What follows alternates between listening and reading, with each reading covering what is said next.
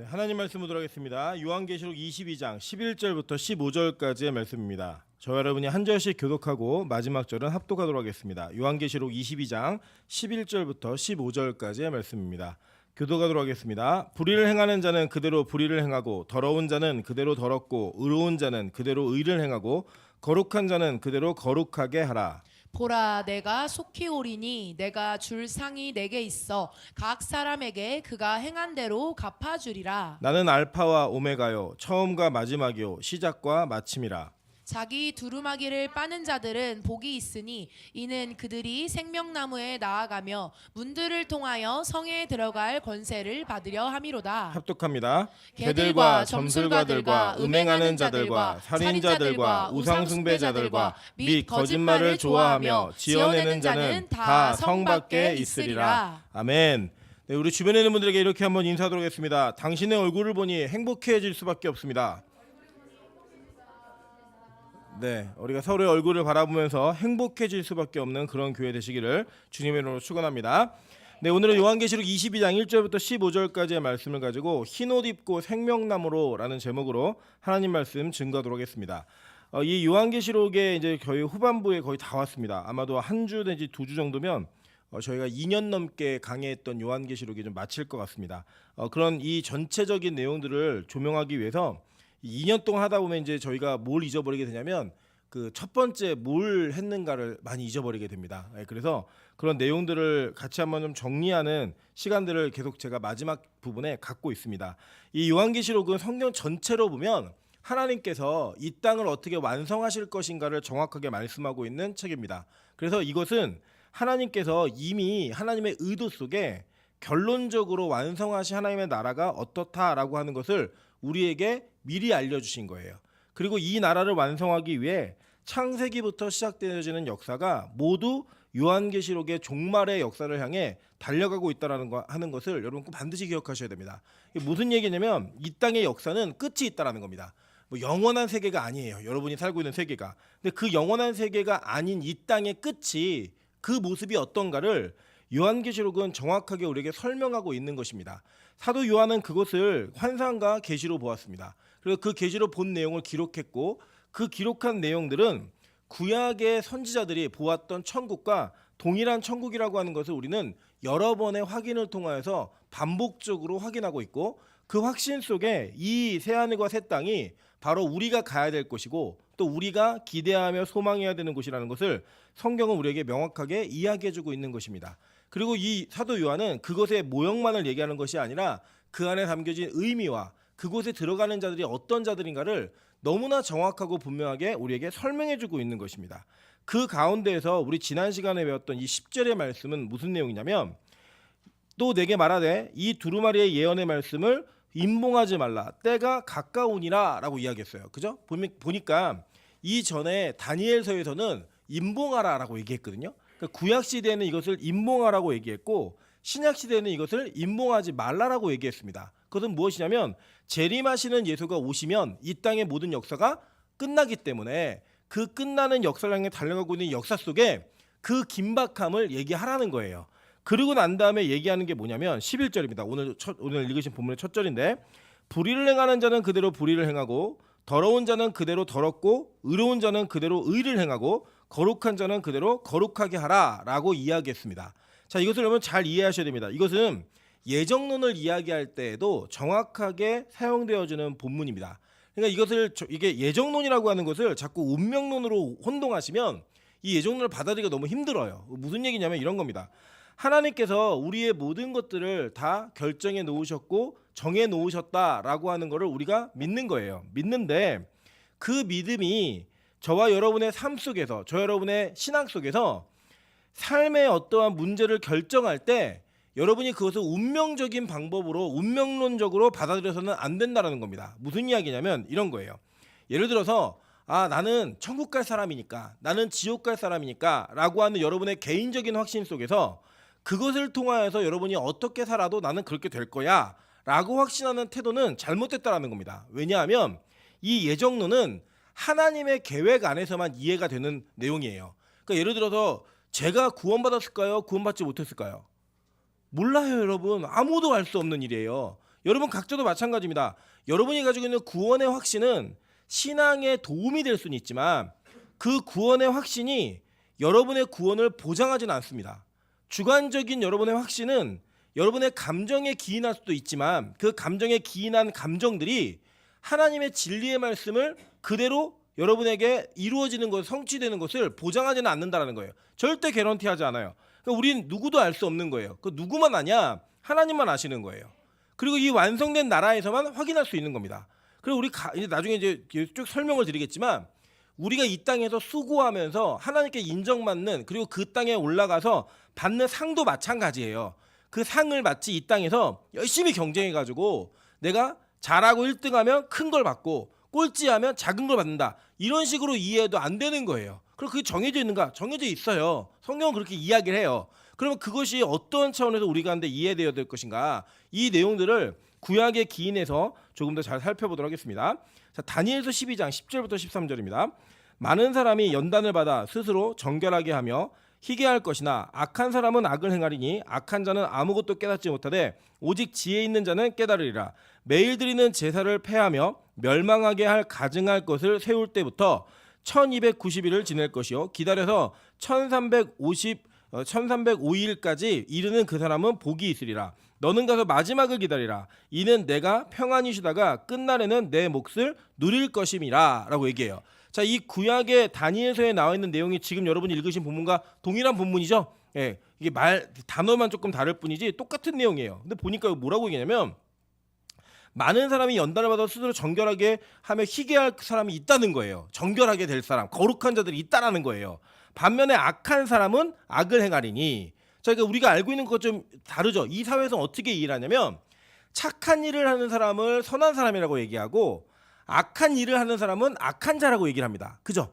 근데 성경은 뭐라고 얘기하냐면 선한 사람이 선한 일을 할 거고 악한 자가 악한 일을 할 거라는 거예요. 그러니까 정해져 있다라는 거예요. 그 일을 하는 사람이. 그럼 도대체 이것이 어떤 기준으로 정해지는가? 그건 몰라요. 하나님이 결정하시는 거예요. 그리고 그 결정하시는 내용에 따라 그게 모든 것이 그냥 다 진행되는가? 맞아요. 근데 그 하나님만 아시는 거예요. 그러니까 모르는 거예요. 예를 들면 이런 겁니다. 결론적으로 보면 우리가 이 땅에서 정말 나쁜 짓을 많이 하고 살다가 죽기 직전에 회개하는 사람이 있어요. 대표적으로 여러분 예수님의 오른편에 있는 강도 기억나시죠? 이 강도를 잘 살펴보시면요. 처음에 예수님을 같이 비방했어요. 오른쪽 왼편의 강도가. 그 양편의 강도가 같이 비방하다가 나중에 죽기 직전이 되어서야 오른편에 있는 강도가 예수 그리스도가 하나님의 아들인 것을 인정했다라는 거예요. 그래서 그가 구원을 받아요. 그리고 이게 합당하다고 생각하십니까? 똑같이 두 강도는 어떤 위치에 있었냐면 예수님과 같이 동일하게 십자가에 달려서 죽어야 되는 죄의 목록이 그들의 인생에 주렁주렁 달려 있었던 거예요. 그래서 그 당시에 너무나 유명한 바라바라고 하는 도적은 풀어줬지만 이 두 강도는 예수님과 함께 십자가에 못 박히는 것이 당연할 만큼 그 시대 속에서 그 재판 속에서 모든 것이 합리적인 절차를 밟아서 그들에게 형벌로 주어질 만큼 그들은 악한 삶을 살았던 거예요. 그런데 끝날 죽기 직전에 몇 시간 되지 않는 그 찰나에 한 사람은 회개하고 천국에 갔고 한 사람은 계속 지옥에 간 거예요. 성경은 그것을 개인의 선택과 자유에 있다라고 얘기하는 것이 아니라 하나님의 결정과 예정 가운데 있다라고 말하고 있는 것입니다. 여러분 그 내용들을 계속 보면 보시면 돼요. 에스겔 3장 27절 보시면요. 그러나 내가 너와 말할 때 내 입을 열리니 너는 그들에게 이르기를 주 여호와의 말씀이 이러하시다 하라. 들을 자는 들을 것이요 듣기 싫은 자는 듣지 아니하리니 그들은 반역하는 족속임이니라 라고 얘기를 해요. 자, 여기 보니까 마치 앞에는 듣고 싶은 사람과 듣기 싫은 사람의 구분에 의해서 이게 결정되는 것 같은데 맨 뒤에 뭐가 달려있냐면 듣기 싫은 사람들은 왜 안 듣는지 아니? 라고 설명해 주는 거예요. 그들은 반역하는 족속이기 때문에 듣지 않는다는 거예요. 그러니까 아예 들리지 않게 하나님께서 그들을 반역하는 족속들은 들리지 않게 하신다라는 정확하고 분명한 근거가 있다라는 겁니다. 여러분 그래서 하나님께서는요. 하나님의 심판과 하나님의 그 재앙이 임할 자들은 절대로 회개하도록 내버려 두지 않으십니다. 그대로 내버려 두세요. 회개하도록 간섭하지 않으시고 그대로 내어버려 두신다는 거예요. 로마서에도 동일하게 얘기합니다. 로마서 1장 26절부터 32절입니다. 이 때문에 하나님께서 그들을 부끄러운 욕심에 내버려 두셨으니 곧 그들이 여자들도 순리대로 쓸 것을 바꾸어 영리로 쓰며 그와 같이 남자들도 순리대로 여자 쓰기를 버리고 서로 향하여 음욕이 부릴 듯하며 남자가 남자와 더불어 부끄러운 일을 행하여 그들의 그릇 때문에 상당한 보응을 그들 자신이 받았느니라. 또한 그들이 마음에 하나님 두기를 싫어하며 하나님께서 그들을 그 상실한 마음대로 내버려 두사라고 얘기해요. 그죠? 그냥 방임해 버리시는 거예요. 이걸 신학적 용어로 유기라고 이야기합니다. 그러니까 죄를 짓고 하나님을 대항하고 죄 가운데 거하는 것을 구원의 계획이 없는 사람에게는 하나님 그대로 내버려 두신다는 거예요. 그렇게 하도록 간섭하지 않으신다는 거예요. 근데 이 간섭하시는 사람들은요 싫어요. 뭐가 싫으냐면 여러분 죄를 지을 때 우리에게 죄가 주는 달콤함이 있습니다. 없지 않아요. 절대로. 그 달콤함 속에 그 죄를 짓고 난 이후에 허탈감과 허무함과 양심의 찔림과 하나님 앞에 나아가는 회개의 자리를 통하여 하나님은 우리의 마음과 생각과 삶을 돌이키시는 일들을 하나님의 간섭 가운데 하시는 거예요. 사실은 회개는요, 여러분이 결정하는 것 같지만 하나님이 간섭해 주셔야지만, 하나님의 은혜를 주셔야지만 회개할 수 있습니다. 왠지 아세요? 하나님은요, 계획이 없는 자들은 그대로 내버려 두시더라는 거예요. 보세요. 합당하지 못한 일을 하게 하셨으니 곧 모든 불의, 추악, 탐욕, 악의가 가득한 자요, 시기, 살인, 분쟁, 사기, 악독이 가득한 자요, 수군수군하는 자요, 비방하는 자요, 하나님께서 미워하시는 자요, 능욕하는 자요, 교만한 자요, 자랑하는 자요, 악을 도모하는 자요, 부모를 거역하는 자요, 우매한 자요, 배악하는 자요, 무정한 자요, 무자비한 자라. 그들이 이 같은 일을 행하는 자는 사형에 해당한다고 하나님께서 정하심을 알고도 자기들만 행할 뿐 아니라 또한 그러한 일을 행하는 자들을 옳다 하느니라 라고 얘기해요. 그러니까 그런 사람들끼리 모여가지고 자신들의 삶이 옳다라고 서로를 보증하고 증명하면서 자신들이 사형에 해당하는 죄를 계속 지으며 살아간다라고 성경은 얘기하는 겁니다. 그리고 구약에서도 이 내용을 너무나 동일하게 이야기하고 있는 걸 보게 됩니다. 이사야 6장 9절부터 13절입니다.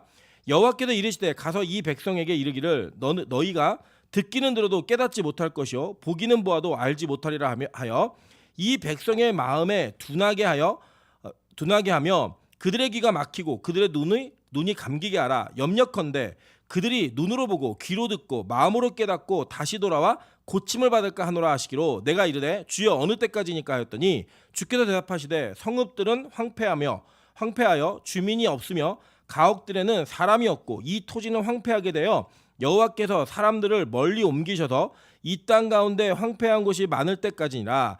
그 중에 10분의 1이 아직 남아있을지라도 이것도 황폐하게 될 것이나 밤나무와 상수리나무가 배임을 당하여도 그 구루터기는 남아있는 것 같이 거룩한 씨가 이 땅의 구루터기니라 하시더라 라고 얘기해요. 그러니까 하나님께서 이게 들어도 듣지 못하고 보아도 알지 못하게 만드신다는 거예요. 일부러. 어느 때까지 이렇게 하실 거예요 하나님? 이사야가 물어봤더니 성읍이 황폐되기까지 이렇게 하겠다는 거예요.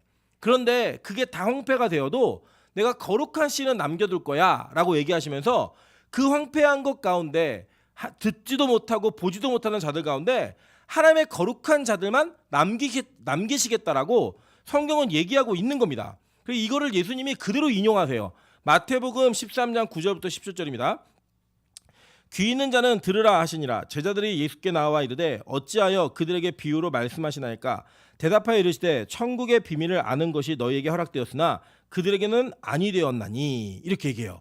자, 그러니까 이게 뭐냐면 자기가 비밀을 알려고 노력해서 아는 자가 천국을 가는 게 아니라는 거예요. 지금 예수님 말씀은 어떤 이들에게는 천국의 비밀을 아는 것이 허락되었고 어떤 이들에게는 허락되지 않았다라는 겁니다. 근데 그것을 예수님께서 이 땅에서 어떻게 조절하셨냐면 비유로 가르치셨어요. 비유로. 그 비유로 가르치셨기 때문에 그 비유를 어떤 이들은 쉽게 깨달을 수 있고 어떤 이들은 그 비유를 깨닫지 못하더라는 거예요. 여러분 이게 뭐냐면 비유는 두 가지 기능이 있어요. 어떤 기능이냐? 비유는 한 사람에게는 그것을 정확하게 알 수 있게 만드는 그런 효과가 있고요.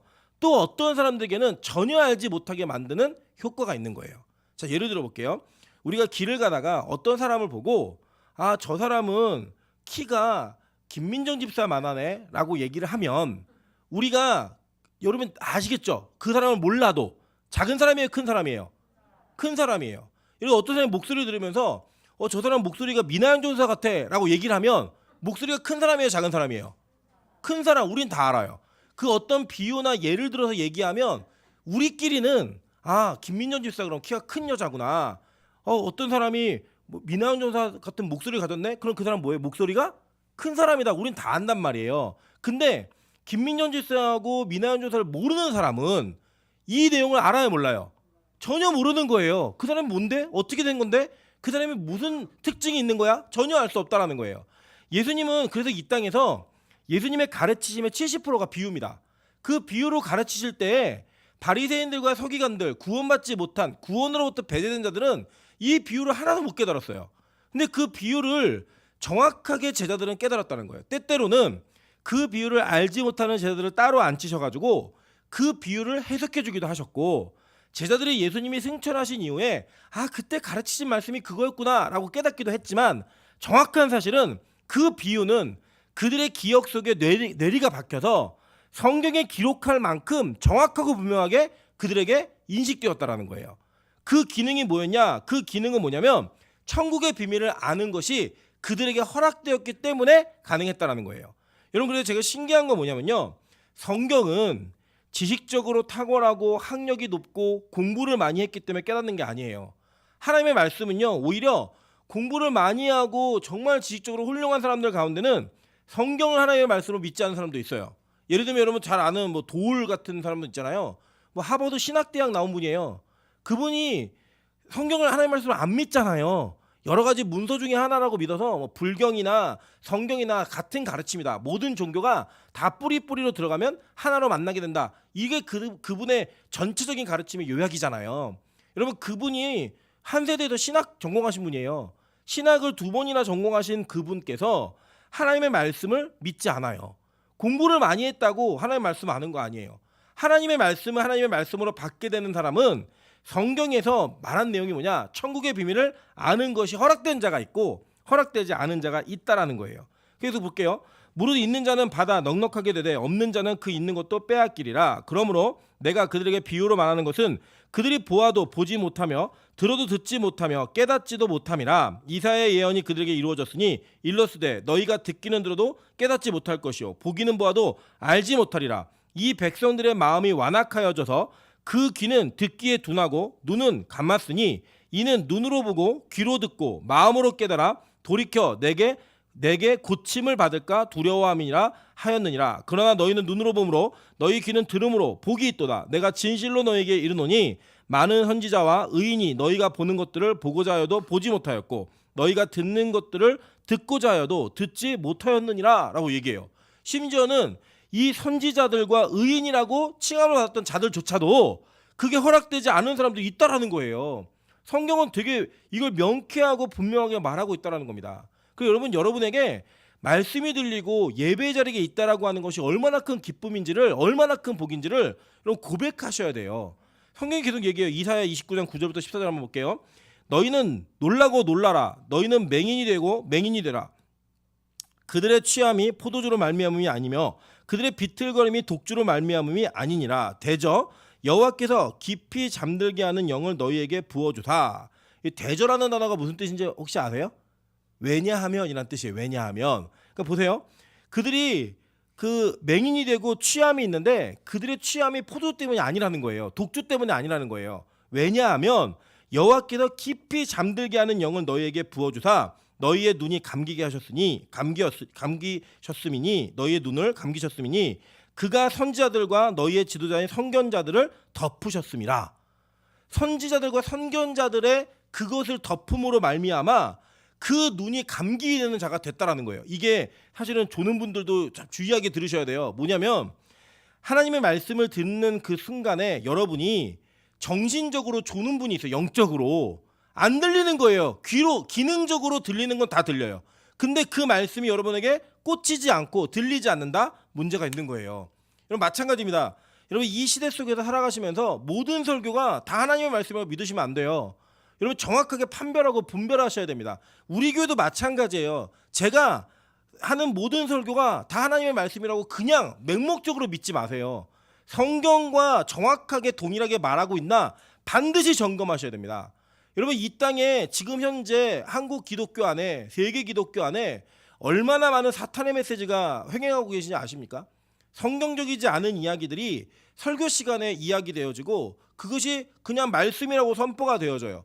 심지어는 많은 성도들이 그것이 하나님의 말씀이라고 추종하고 따르면서 많은 사람들이 함께 모여서 예배를 드린다라고 얘기하는데 그 예배 가운데 예수님의 가르침이 없는 거예요. 고난, 십자가, 부활 이런 설교가 사라진 지 오래된 교회들이 수도 없이 많이 있습니다. 열린 예배라는 불신자들에게 다가간다는 목적하에 그런 부담스러운 메시지 빼는 거예요. 신비적인 메시지를 다 빼는 거예요. 여러분 기독교의 진짜 메시지는요. 사람의 이성으로 믿을 수 없는 메시지입니다. 그 메시지가 빠졌을 때 기독교는 합리성을 가질 수 있게 돼요. 왜냐? 어떻게 부활이 합리적이에요? 어떻게 십자가의 은혜가 여러분의 죄를 사한다는 게 합리적이에요? 이성적이에요? 아니에요. 그렇지 않다고요. 근데 그게 믿어질 사람들은 믿어진다는 거예요. 근데 안 믿어질 사람은 아무리 들어도 믿어지지 않는 거예요. 그게 그들에게 하나님의 생명의 말씀으로 다가가지 않는 거예요. 그러니까 그 부담스러운 메시지를 쏙 다 빼버리면 그냥 교양 차원에서 교회를 다녀도 전혀 문제가 없는 거죠. 그런 교회가 부담스럽지 않아요. 그런 교회는요 절대 부담스럽지 않습니다. 왜냐? 이성으로 납득할 만하니까. 여러분 그런 교회가 볼 때 그런 메시지를 전하는 사람들이 볼 때 우리 교회처럼 이렇게 예배 많이 드리는 게 미친 교회예요. 정신 나간 교회예요. 이 시대에 어떻게 매일 예배를 드리고 설교를 1시간씩 하고 말이 된다고 생각하냐? 그렇게 정해져 있는 법들이 있다니까요, 여러분. 여러분 그때 뭐 짧게 하는 게 다 나쁜 교다 그런 얘기를 하는 게 아니에요. 우리가 알고 있는 하나님의 말씀이 제대로 전해지는가 전해지지 않는가를 반드시 여러분 잘 보셔야 된다는 거예요. 여러분도 마찬가지입니다. 여러분의 생각과 여러분이 가지고 있는 판단이 다 맞지 않아요. 여러분 그것이 하나님의 말씀에 비추어서 이게 정말 맞는 것인가를 자꾸 말씀 앞에 점검하고 비춰보셔야 된다는 거예요.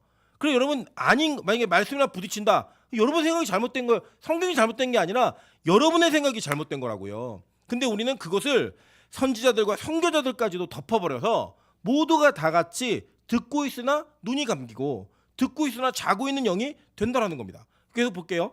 그러므로 모든 계시가 너희에게는 봉안책의 말처럼 되었으니 그것은 글을 아는 자에게 주며 이르기를 그대에게 청하노니 이를 읽으라면 그가 대답하기를 그것이 봉해졌으니 나는 못 읽겠노라 라고 얘기한다는 거예요. 글을 아는 사람한테 그 말씀을 주면 이건 봉함되어서 나는 안 읽을래. 나 못 읽겠어. 이렇게 얘기한다는 거예요. 그래서 계속 볼게요. 그 뒤에 보면 또 그 책을 글을 모르는 자에게 주며 이르기를 그대에게 청하노니 이를 읽으라면 그가 대답하기를 나는 글을 모른다 할 것이니라 라고 얘기해요. 그 글을 모르는 사람은 나 글 모르니까 안 볼 거야 이렇게 얘기한다는 거예요. 제가 예전에 같이 섬겼던 목사님 중에 한 분이 장모님께서 그 시장에서 장사를 하시는 분이었는데 글을 못 읽으셨어요. 근데 이제 목사 사이를 얻고 난 다음에 예수님을 믿게 되었는데 이 예수님을 믿으시는 그 목사님께서 장모님께서 너무 예수님이 알고 싶은 거예요. 하나님이 너무 알고 싶은 거예요. 그러니까 듣는 설교만으로는 충족이 안 되는 거예요. 그래서 그때부터 이 어르신이 한글 공부를 시작하셔가지고 성경 필사와 더불어 하나님의 말씀을 매해 한 번씩은 필사를 하시는 일독이 아니에요. 필사하시는 그런 신앙으로 해서 오히려 이제는 목사님과 대화를 해도 성경 말씀에서는 밀리지 않는 그런 자기의 멘토가 되셨다라고 그 얘기 간증을 제가 직접 들었어요. 목사님 장모님이 그러니까 글을 못 읽으셨던 분인데 하나님 말씀이 너무 듣고 싶고 예수님이 어떤 분인지 정말 너무 알고 싶으니까 성경을 통해서 글을 배우기 시작하신 거예요. 글을. 여러분 어르신들이 자기가 못하던 거를 다시 시작한다는 게 너무 어려운 일이고요.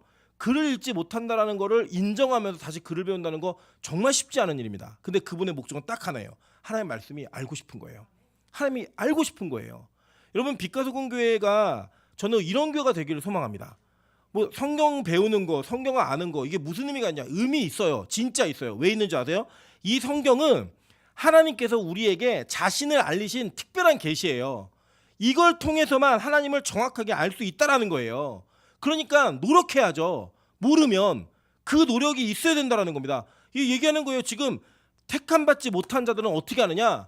나는 성경 내 글을 알고 다 알지만 이거 읽을 시간 없고 이제 너무 어려워. 나 안 읽을 거야. 라고 얘기하는 사람이 있고 나는 이거 들어도 모르니까 난 알고 싶지도 않고 난 글씨도 못 읽어. 이런 사람도 있다는 거예요. 반면에 내가 가지고 있는 지식과 내가 가지고 있는 그 은혜를 가지고 하나님의 말씀을 열심히 연구하는 사람도 있고 이 연구를 위해서 열심히 공부하는 사람도 있다는 거예요.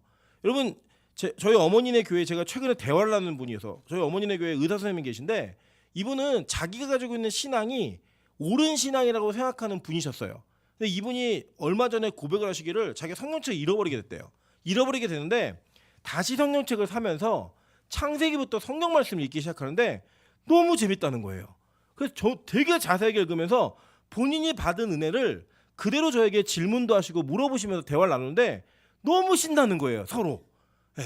와, 사실 의사가 얼마나 바쁘겠어요. 환자도 대해야 되고. 근데 그 짬나는 시간을 내 가지고 그 말씀을 읽더라는 거예요. 계속 읽으면서 그 받은 은혜를 나누면서 제가 너무 큰 기쁨을 누렸습니다. 저는 이런 기쁨이 빛과 소금교회에서 끊어지지 않고 이어지기를 주님의 이름으로 소망합니다. 그리고 그런 은혜가 있어야 된다는 거예요. 그게 믿는 사람들, 택한 받은 자들의 특징이라는 거예요. 그게 얘기하는 거예요.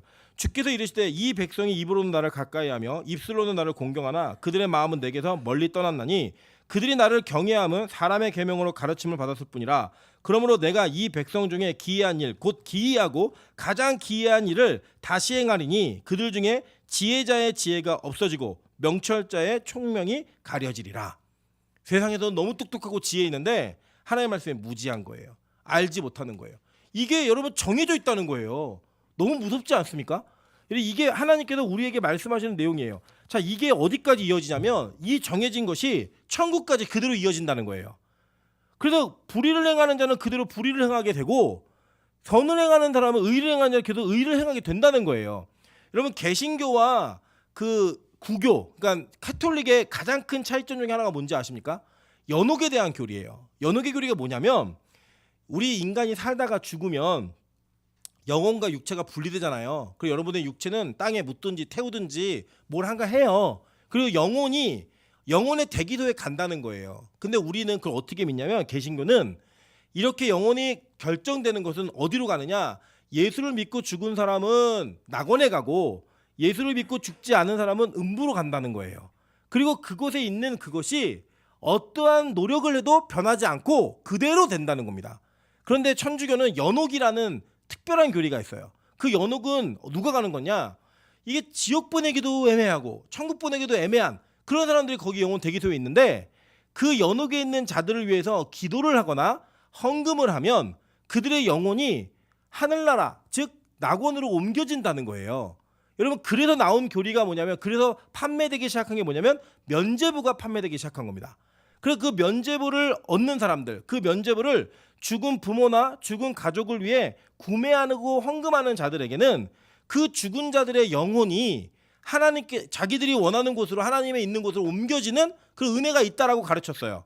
지금도 그렇게 가르치고 있습니다. 그래서 천주교는 죽은 자를 위해 기도할 수 있어요. 근데 개신교는요 죽은 자를 위해 기도할 수 없습니다. 그래서 모든 개신교의 장례식은요 장례 절차와 모든 것들은 그 예배는 죽은 망자를 위해 드리는 예배가 아니에요. 남은 유족을 위해 드리는 예배입니다. 그게 정해져 있고 결정되었기 때문에 변하지 않는다라고 성경은 분명히 우리가 가르쳤거든요. 그럼 그것은 무슨 의미가 있느냐? 영혼만 가는 곳이에요. 그리고 나중에 우리가 배운 것처럼 백보자의 심판이 있을 때 우리의 육체가 다 부활합니다. 그래서 의인은 의의 부활로, 악인은 사망의 부활로 나오는 거예요. 그래서 육체와 영혼이 하나가 되어서 전 인격으로 다시 백보자 앞에서 모든 인류가 전 역사 가운데 존재했던 모든 사람이 다 심판받아요. 그 심판을 받으면서 그 연옥이 아니라 낙원에 있던 자들은 새하늘과 새 땅으로, 그리고 음부에 있던 자들은 지옥 불못으로 던져지게 된다라고 성경은 너무 명확하게 우리에게 얘기해주고 있는 겁니다. 그래서 그거를 계속 유지하라는 거예요. 하나님의 말씀은 그것이 그대로 되게 하라라고 얘기하는 겁니다. 그게 바로 기독교가 가지고 있는 예정의 교리입니다. 근데 이거는 어떻게 알 수 있느냐? 죽어야 알아요. 네. 그 전까지는 안다 모른다. 몰라요. 자신도 모르고 남도 몰라요. 그러니까 여러분이 이렇게 결정해 놓으신 사람들이 있잖아요. 예를 들어 저 목사님은 천국 갈 것 같아. 여러분 그런 소리 하지 마세요. 몰라요. 우리 남편은 반드시 천국 갈 거야. 우리 부인은 천국 갈 거야. 나 우리 남편 갈 때 바지꼬랭이 잡고 쫓아가야지. 이런 거 없어요. 각자 개개인의 하나님 앞에서 심판대에서 어떤 상황이 벌어지고 어떤 일이 벌어질지는 그때 가봐야 안다고요. 여러분이 진짜 믿는 믿음이 진짜라고 생각하십니까? 여러분 그것은 말씀에서 증명이 되어야 되고요. 그 증명되어진 그 믿음은 어디서 확인되어지냐면 심판대 앞에서 확인되어지는 거예요. 그래서 우리는 하나님 두렵고 떨림으로 매일매일 살아가야 되는 겁니다. 하나님 앞에서. 그게 바로 우리의 모습인 거예요. 그러다 보면 그 안에서 누리는 기쁨도 있겠고 그 안에 누리는 평안과 안식도 있겠지만 여전히 바울조차도 뭐라고 그랬냐면 너희의 구원을 두렵고 떨림으로 이루어가라라고 얘기했다고요. 그게 구원이 완성되지 않아서가 아니에요. 하나님의 구원은 우리에게 주시는 즉시 완성이에요. 그런데 아직 우리는 이 땅을 살고 있다는 거예요. 그렇기 때문에 이 땅을 살아가면서 저와 여러분에게 나타나는 여러 가지 문제가 있을 때마다 내가 진짜 구원받은 백성인가에 대한 점검들을 반드시 해가셔야 되는 겁니다. 이거 안 하면 뭐가 되냐? 구원파가 되는 거예요. 구원파. 뭐 난 한번 구원받았으니까 무슨 죄를 지어도 어떻게 구원받아? 나는 어떻게 살아도 구원받을 수 있어. 그래서 이렇게 이 땅의 쾌락과 모든 걸 다 즐겨도 전혀 내 구원에 문제가 없어라고 얘기하는 분들, 이분들이 이 교리를 모르는 거예요. 잘못 알고 있는 거예요. 예정론을 곡해하고 오해한 겁니다. 여러분, 이 한국의 모든 기독교가 다 예정론을 믿진 않아요. 그러나 중요한 건 뭐냐? 그분들도 한국 기독교, 개신교는요, 천국과 지옥이 죽은 이후에 그대로 정해져 있고 그 정해진 게 간다라는 건 다 똑같아요. 개신교는. 그래서 어떤 개신교도 죽은 자를 위해 기도하지 않습니다. 정해져 있는 거예요, 그냥. 그 여러분 그것을 명심하시면서 여러분이 혹시 앞으로 부모님의 장례나 가족들의 장례가 있을 때 죽은 자를 위해 기도하는 실수를 범하지 않으셔야 됩니다. 예. 우리는 살아 있을 때 기도하는 거예요. 그리고 여러분 살아 있을 때 여러분의 부모님에게 안 믿는 가족들에게 전도하셔야 돼요. 복음을 전하고 그분들에게 예수 그리스도의 은혜가 임할 수 있도록 얘기하셔야 되는 거예요. 그럼 하나님의 구원이 진짜 계획이 그분에게 있다면 어떻게든 이루어진다고요. 근데 그게 어떻게 이루어지느냐? 그 예수님의 다시 오시는 것은요, 속히 이루어진다라고 얘기하고 있습니다. 보세요. 12절 보니까 보라 내가 어떻게 온대요? 속히 오리니라고 얘기합니다. 이 속히 오리니 이것은요, 호련히 갑자기 이런 뜻이에요. 예상하지 않았던 시기에 오신다는 거예요. 이사야 47장 11절에 이렇게 얘기합니다. 재앙이 내게 임하리라. 그러나 내가 그 근원을 알지 못할 것이며 손해가 내게 이르리라. 그러나 이를 물리칠 능력이 없을 것이며 파멸이 호련히 내게 임하리라. 그러나 내가 알지 못할 것이니라 라고 얘기해요. 재림은요, 여러분이 예상할 수 있는 시기에 이루어지는 게 아니에요. 그래서 이 세대주의자들처럼 어떠한 이렇게 사인들이 있으면 이제 주님 오실 때가 됐다, 계산해 갖고 언제 오신다, 이렇게 얘기하지 마세요. 누구도 몰라요. 성경이 아버지만 아신다고 얘기했잖아요. 아버지만. 절대 알 수 없어요. 얘는 1992년도에 다미선교회 10월 28일 여러분 다 아시죠? 예, 여기 장로님 권사님들 세대는 너무 유명한 사건이에요. 다 아세요. 그 이 장님 씨가 그 10월 28일 날 예수님의 재림이 있다라고 가르쳐 놓고 자기 금고에 금괴하고 어마어마한 달러를 모아놨어요. 왜 모아놨을까요? 이 땅이 끝나지 않는다는 걸 알았기 때문이에요. 여러분 솔직히 한번 얘기해 볼게요. 진짜로 내일 주님이 오신다라고 하면 여러분 뭐 하시겠어요? 진짜로 여러분 주님이 내일 오신다고 광고 다 하신 거예요. 모든 기독교인들에게 나 내일 올 거야. 그럼 우리 뭐 할까요 오늘? 그 있는 돈 다 쓰고 냉장고에 먹을 거 다 먹고 하고 싶은 거 다 해보겠죠. 죄가 안 되는 일이라면 물론 경건하게 그걸 하겠지만, 근데 그걸 가르치는 사람이 뭘 모아놨다? 뭐예요? 그분은 안 믿는 거예요. 명확한 거죠. 여러분 이 땅에 그 예수 그리스도의 재림은요, 아무도 알 수 없어요. 아무도. 안다고 얘기하는 그 순간 바로 이단이에요. 예, 제가 말해도 이단이에요. 주님이 이번 연도 11월에 오실 것 같습니다. 이단이에요. 그냥 절대 그런 건 정해놓지 않아요. 이건 괜찮아요. 주님이 금방 오실 것 같아요. 속히 오실 겁니다. 성경이 그렇게 얘기했으니까. 주님이 어떻게 오신다고 말하냐면요, 계시록 16장 15절입니다. 보라 내가 도둑같이 오리니 라고 얘기했어요.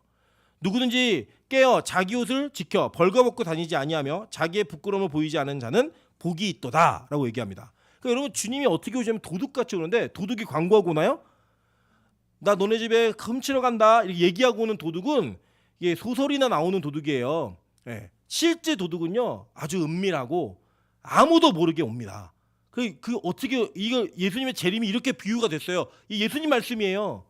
성경에 증거한. 보세요. 마태복음 24장 36절부터 44절입니다. 그러나 그날과 그때는 아무도 모르나 하늘의 천사들도 아들도 모르고 오직 아버지만 아시느니라. 노아의 때와 같이 인자의 임함도 그러하리라. 홍수 전에 노아가 방주에 들어가던 날까지 사람들이 먹고 마시고 장가들고 시집가고 있으면서 홍수가 나서 그들을 다 멸하기까지 깨닫지 못하였으니 인자의 임함도 이와 같으리라 라고 얘기합니다. 그 뒤에 보면 밭을 갈다가 한 사람은 가고 한 사람은 내버리면 당하고 여자가 맷돌을 갈다가 한 사람은 들림받고 한 사람은 그냥 그 자리에 있게 되고 이렇게 된다는 거예요. 예고가 되지 않는다는 거예요. 여러분 실제로 노아의 홍수 사건을 읽어보시면요. 하나님이 노아에게 너 방주로 들어가라고 얘기하고요. 그 다음에 일주일 뒤에 비가 오기 시작합니다. 그러니까 노아도 몰랐어요. 사실은 들어가라니까 들어간 거예요. 우리 어떻게 하면 너무 좋겠냐면 비가 막 오기 시작하는데 방주로 들어가. 그럼 얼마나 좋아요. 아 비가 오니까 그 홍수가 있겠구나. 그거 들어가면 좋잖아요. 근데 하나님은 노아한테 그렇게 명령하지 않으시고 너 방주로 들어가라고 얘기하는데 방주를 닫으셨어요. 그리고 일주일 동안 그 시꺼멓고 깜깜한 어묵 가운데 짐승들하고 8식구가 거기에도 계속 앉아있었던 거예요. 그냥 아무것도 하지 않은 채로. 그게 뭐예요? 믿음이었다고요. 언제 그런 일이 벌어질지 모르니까. 그런데 그 일주일 뒤에 어떤 일이 벌어지냐면 하늘의 창들이 열리고 땅의 기품의 손들이 터지면서 사람들이 전혀 예상하지 않았고 알지 못하던 때 시집가고 장가들고 먹고 마시고 심지어는 밭을 사고 팔던 그 장소에 하나님께서 재앙을 내리신 거예요. 여러분 그 폼페이 대전이라고 그 폼페이라는 도시가 화산 폭발로 한꺼번에 화석화되고 이게 형상으로 남아있는 그 유물전이 있어요. 나중에 제가 대학생 때 한번 한국에 와가지고 제가 가본 적이 있거든요. 여러분 그거를 보시면요. 그 도시가 아무도 화산 폭발로 멸망하게 될 거라는 걸 몰랐어요. 진짜 몰랐어요. 그래서 사람들의 적나라한 생활이 그대로 다 남아 있어요. 그게 뭐냐? 하나님의 심판이 그렇게 온다는 거예요. 살아있는 메시지예요.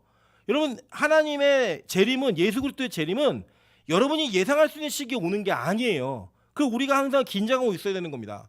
여기 이 자리에도 재림? 그래 있겠지. 그런데 그 재림에 긴박감이 없다면 여러분의 믿음이 하나님이 오셨을 때 확인되어질 때 진짜 확인될 거라고 확신하는 건 만용이에요. 만용. 우리 항상 두렵고 떨림으로 재림을 기다려야 된다고요. 그리고 그 재림이 언제 오느냐 모른다고. 아무도 몰라요. 그래서 그 시기도 모르는 거예요. 볼게요. 그 뒤에 보면 계속 굵은 글씨만 보겠습니다. 너희도 아는 바니 만일 집주인이 도둑이 어느 시각에 올 줄 알았더라면 깨어있어 그 집을 뚫지 못하게 하였으리라. 이러므로 너희도 준비하고 있으라. 생각하지 않은 때에 인자가 오리라 라고 얘기했어요. 근데 그 기다림이 얼마나 힘드냐면요. 베드로후서 3장 8절부터 10절입니다. 사랑하는 자들아 주께는 하루가 1000년 같고 1000년이 하루 같다는 이 한 가지를 잊지 말라. 주의 약속은 어떤 이들의 더디다고 생각하는 것 같이 더딘 것이 아니라 오직 주께서는 너희를 대하여 오래 참으사 아무도 멸망하지 아니하고 다 회개하기에 이르기를 원하시느니라. 그러나 주의 날이 도둑같이 오리니 그 날에는 하늘이 큰 소리로 떠나가고 물질이 뜨거운 물에 풀어지고 땅과 그 중에 있는 모든 일이 드러나리로다 라고 얘기했어요. 자 이거 뭐냐면 하루가 1000년 같고 1000년이 하루 같다는 하나님의 계산법이 있는 거예요. 시간에 대한 계산법. 여러분 이 시간이 절대적인 거라고 생각하시면 안 돼요. 시간은 하나님의 창조물이에요. 원래 시간이 없었어요. 영원이라는 개념은 시간이 계속된다는 개념이 아니고요. 시간을 뛰어넘는 개념이에요. 제가 몇 번 설명을 드렸는데 다시 한번 말씀을 드립니다. 전 인류의 역사 가운데 모든 이들은 다 공평한 기다림을 갖습니다. 왜 제가 이렇게 말하는지 말씀을 들어볼게요. 우리가 예를 들면 이런 거예요. 이 교회가 30년, 40년이 지나면 여기 안 계실 분들이 계시죠.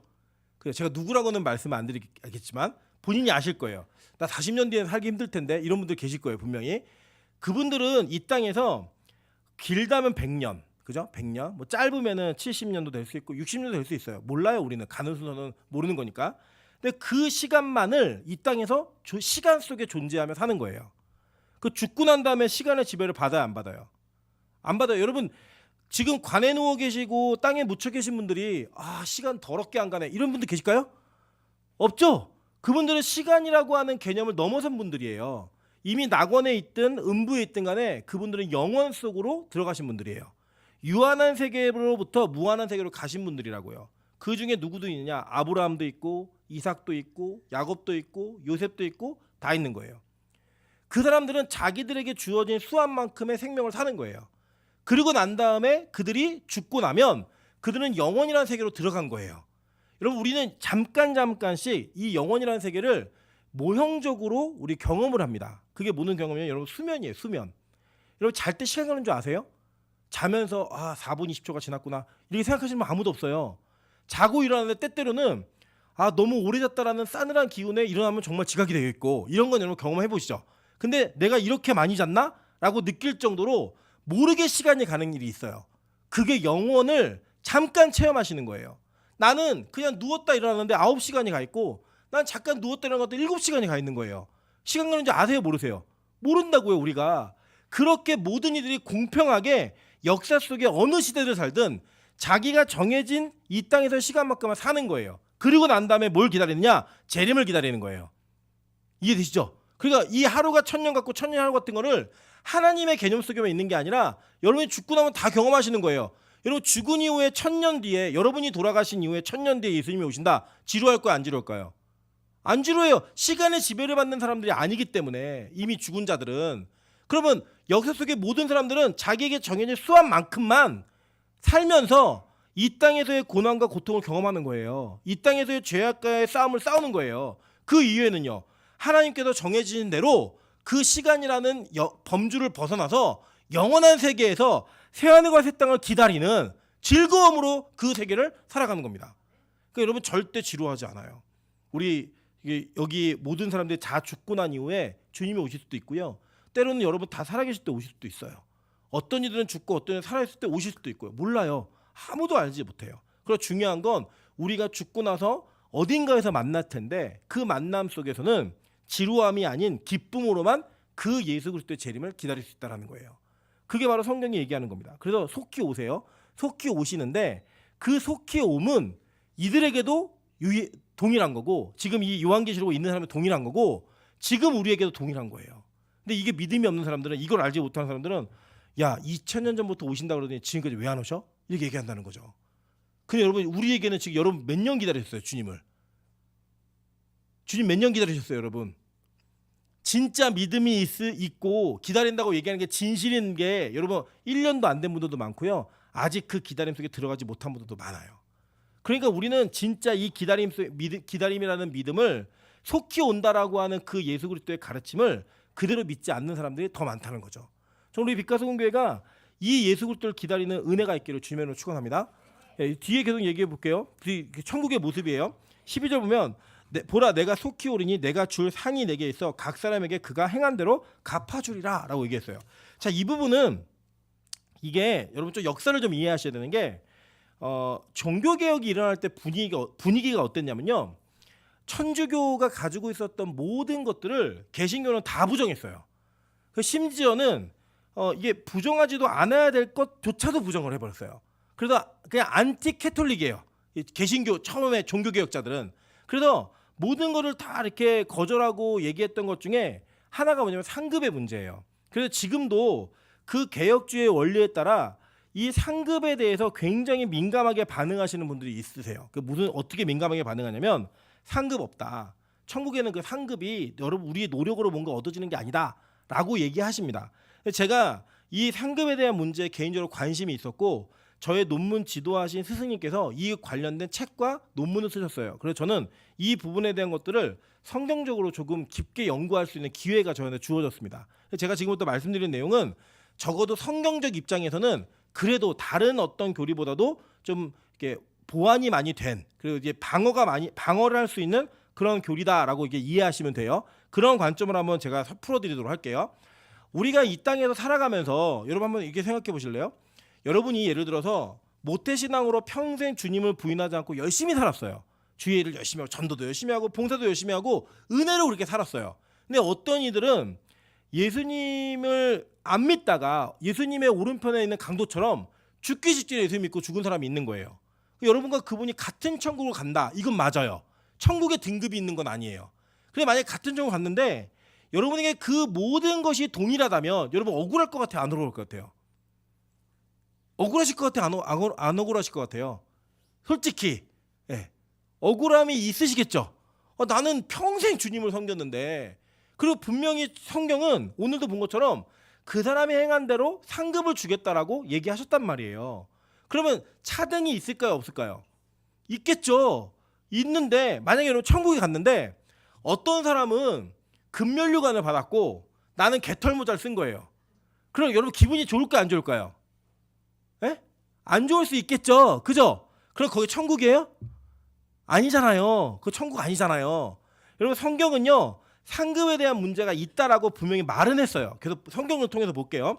이사야 40장 10절입니다. 보라 주 여호와께서 장차 강한 자로 임하실 것이요 친히 그의 팔로 다스리실 것이라. 보라 상급이 그에게 있고 보응이 그의 앞에 있으며. 상급이 있다라고 얘기해요. 미도스라는 단어인데 있다고 얘기합니다.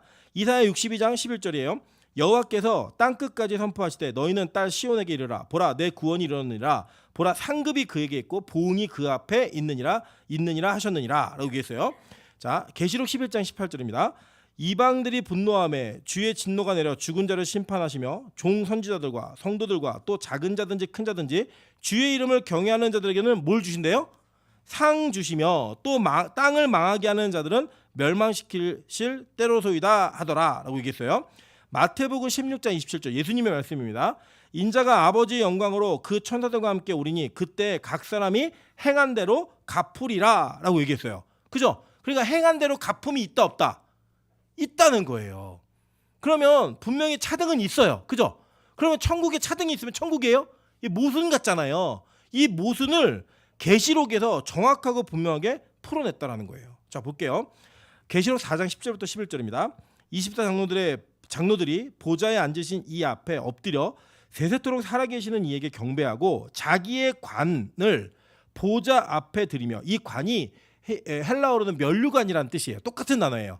면류관을 보좌 앞에 드리며 이르되 우리 주 하나님이여 영광과 존귀와 권능을 받으시는 것이 합당하오니 라고 얘기했습니다.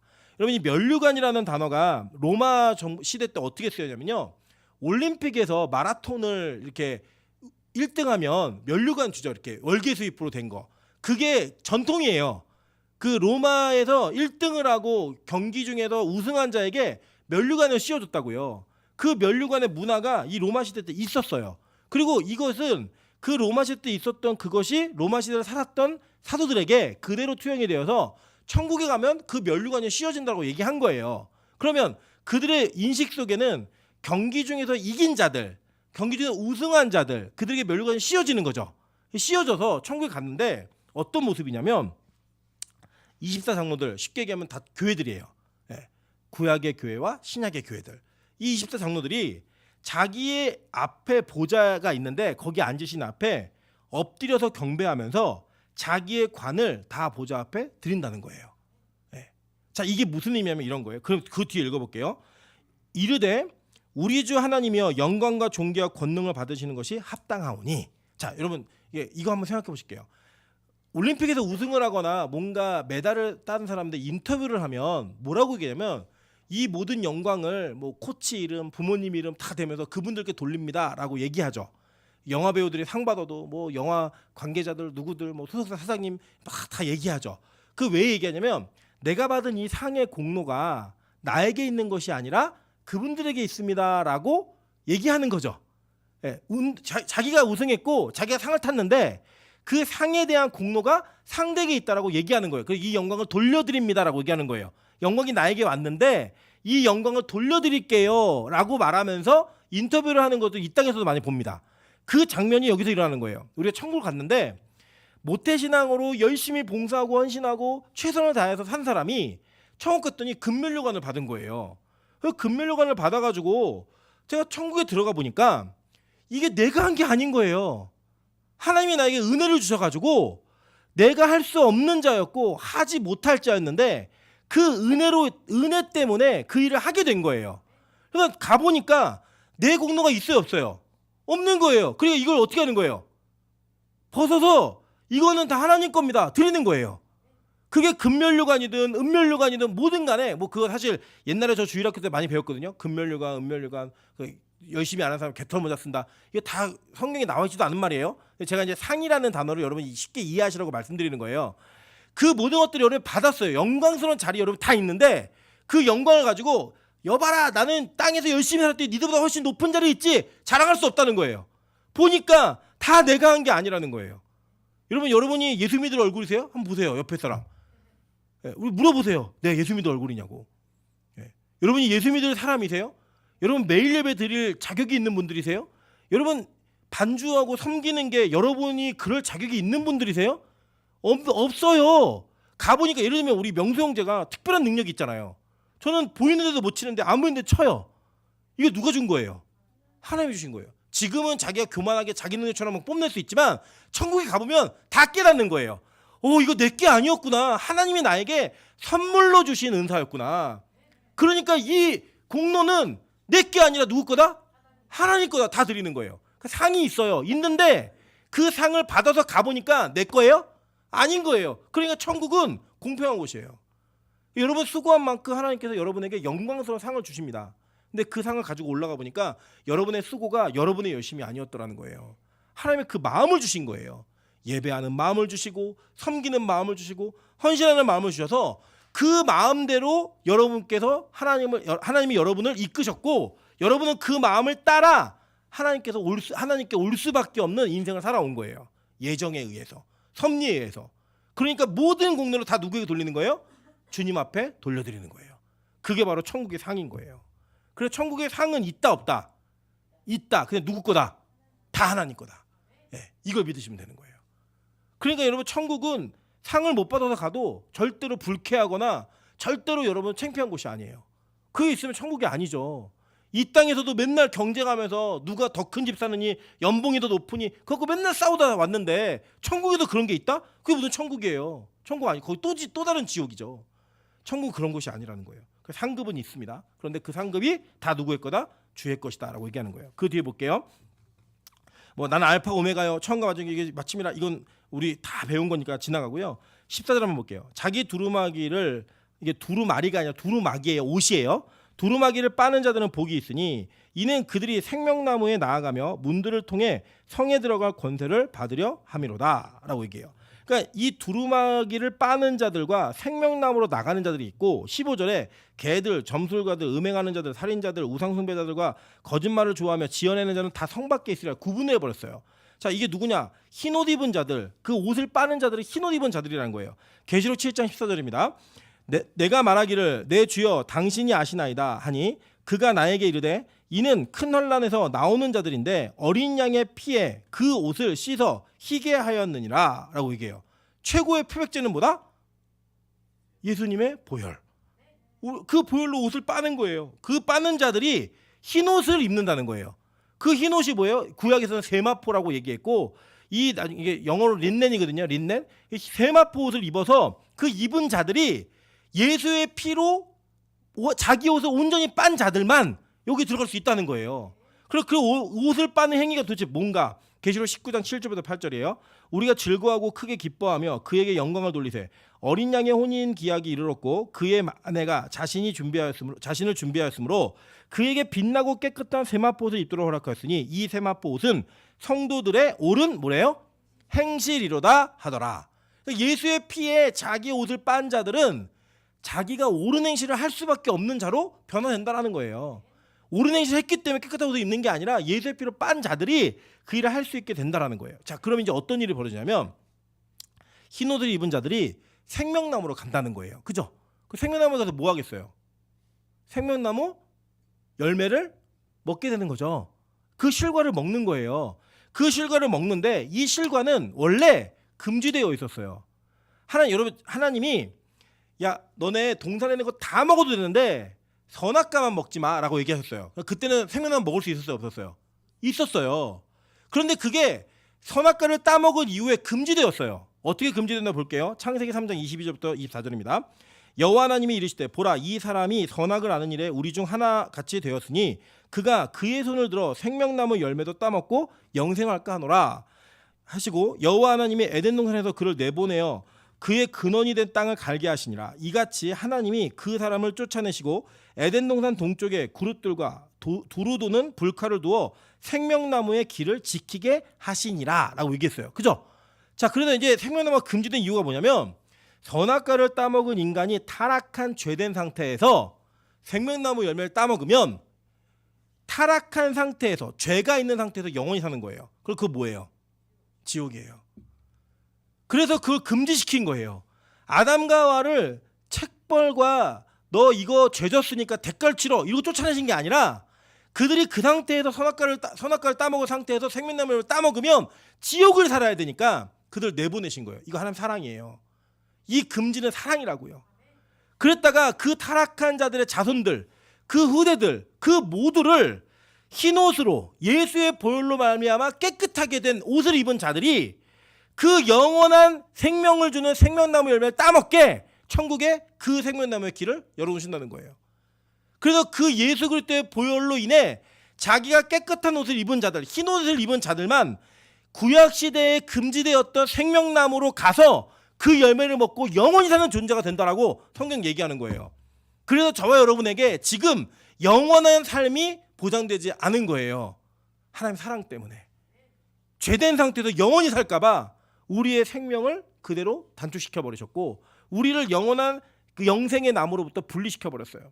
그리고 우리가 예수 그리스도의 보혈로 말미암아 그 은혜를 경험하고 우리의 옷을 빨아 흰 옷을 입게 되면 저와 여러분이 그 생명나무로 나아가 금지되었던 열매로 나무의 열매로 나아가서 그걸 따먹으면서 영원히 사는 존재가 된다는 거예요. 죄가 없는 상태에서. 그게 천국이에요. 여러분 우리는 한 번도 죄가 없는 상태를 경험해 본 적이 없어요, 사실. 그래서 우리 이 상태가 얼마나 좋은지 몰라요. 여러분 제가 목 디스크 때문에 군대를 못 갔고 저는 지금도 고질적으로 항상 등에 통증을 안고 삽니다. 그러니까 어느 정도 아픈 거는 그냥 이거는 내가 안고 사는 짐이야 라는 생각으로 사는 거예요. 근데 제가 예전에 신경성형술을 권면에 의해서 병원에서 받았던 적이 있어요.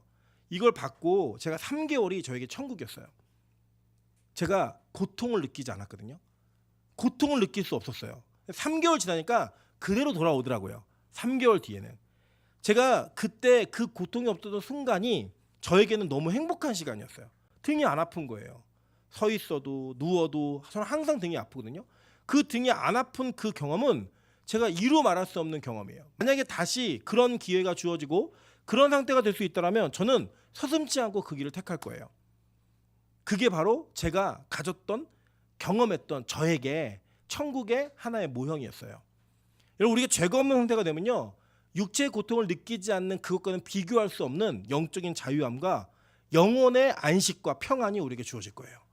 그래서 그 땅은 다시는 죄를 짓지 않는 그리고 죄를 짓는 것이 허락되지 않는 그 영원한 세계를 사는 생명나무와 함께 영생을 누리는 그 은혜를 여러분 모두가 경험하시게 된다는 거예요. 그게 천국이에요. 저는 우리 빛가소금교회가 그 천국을 소망하고 그 천국에 들어감으로 말미암아 생명나무의 은혜를 다시 누릴 수 있는 그 기쁨을 영원히 누리는 우리 모든 빛가소금교회 성도 되시기를 주님의 이름으로 축원합니다. 같이 한번 찬양으로 기도하며 주님 앞에 나가도록 하겠습니다. 우리 부흥 2000이라는 찬양이 있습니다. 오소서 진리의 성령에. 이 찬양의 후렴 구절에 보면